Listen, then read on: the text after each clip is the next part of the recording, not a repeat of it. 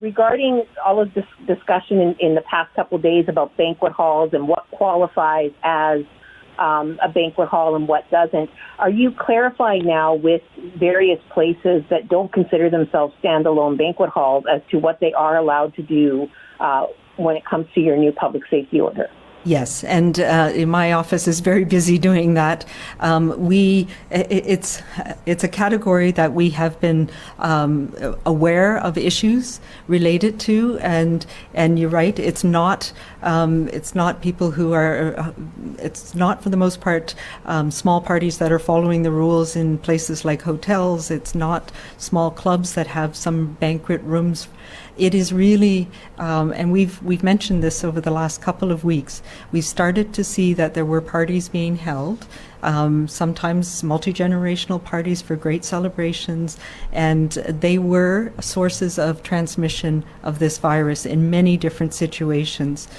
We put the word out. My colleagues in public health have been working with their local bylaw officers and others to make sure that we gave the word to people that this was a setting that was a challenge, and that we were seeing cases that were difficult to trace, and that was one of the things that triggered us moving ahead with this.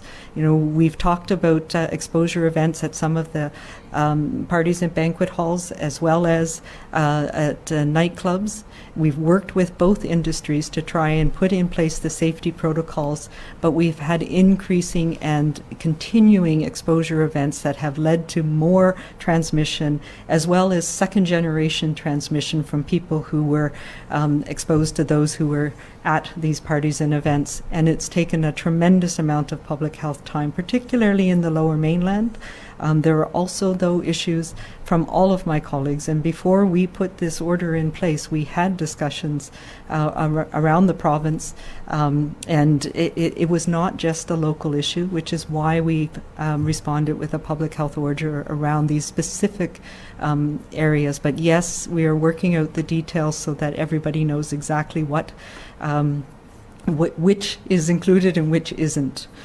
And it really is to try and focus on the areas, the venues where we know there have been problems, where we know there has been transmission.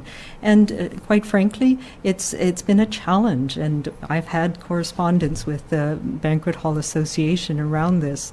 We have said consistently from the beginning that 50 is our limit, but when you have a party and it goes late, and people want to have others there, and they just bring people in, and it makes it very challenging for the owners and operators of the facilities to keep the environment safe and to ensure that we're not giving the virus a chance to transmit. And unfortunately, that wasn't able to be managed in a way that reduced the risk to the rest of our community. And that's why, as a last resort, we've put in these orders.